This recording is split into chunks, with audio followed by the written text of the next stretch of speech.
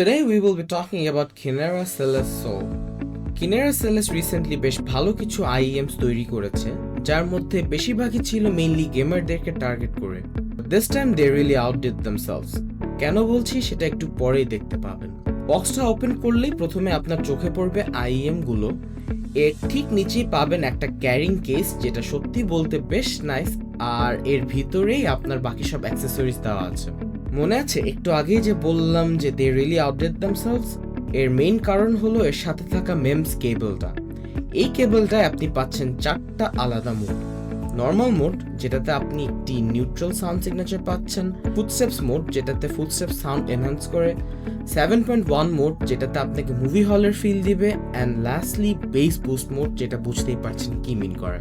তাছাড়াও রয়েছে excellent microphone features, এরকম 4 levels of adjustable mic sensitivity, mic on and off button, and a noise cancellation toggle.